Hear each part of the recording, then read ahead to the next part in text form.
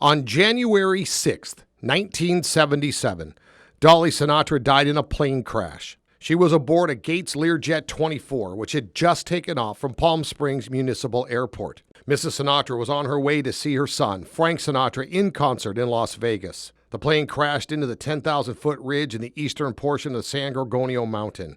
She was 80 years old. Retired Delta Airlines meteorologist Joe Luisi says Dolly Sinatra's doomed flight could have been avoided. And she was taking off during the late afternoon, but she forgot a dress, and it was being cleaned at the cleaners. It was in Cathedral City, where the IMAX is right now.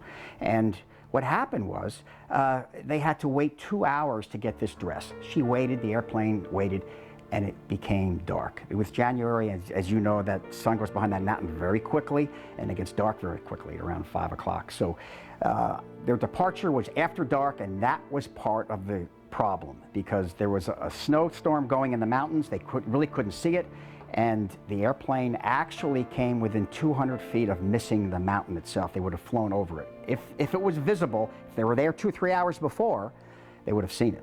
But Dolly Sinatra's tragic flight wasn't the first plane to crash into Mount San Gorgonio, and it wouldn't be the last. On December 1st, 1952, a Douglas C-47 Dakota crashed into the eastern face of the mountain.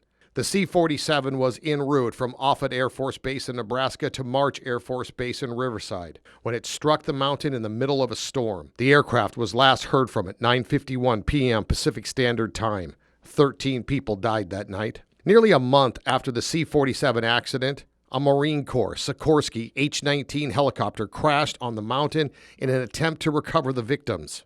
The 3 crewmen of the helicopter crash survived, and most of the wreckage of both aircraft remain on the mountain to this day. Way back in the 1930s and 40s, it was very, very hard that they didn't have all the instrumentation they have today. So they have to go on visual. And the peak right outside our doorstep here is 10,800 feet, Mount San Jacinto, and 11,500 is San Gorgonio. And of course, the passes in between. So when they were enshrouded with clouds and snow, and were snow-capped and wind, there are weather issues.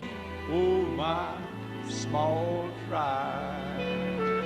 The mountain claimed another celebrity life almost exactly 10 years after it took the life of Dolly Sinatra. Dean Paul Martin, son of Dean Martin, slammed into Mount San Gorgonio on March 21st, 1987. Martin was an Air National Guard pilot, and the McConnell Douglas F-4 Phantom II he was flying in disappeared into a snowstorm, and the wreckage was found on the mountain several days later. Dean Martin had a home here in Palm Springs, right in the Vista Las Palmas area, and he wanted that home because it was close to the golf course. He liked to get up early in the morning and go play golf, and they said that he just kind of became a recluse after his son's death. During the course of history, since aircraft started flying in here, we've had a problem with that during the early days without instrumentation. And if you couldn't see the peak of San Gorgonio, there's going to be an issue.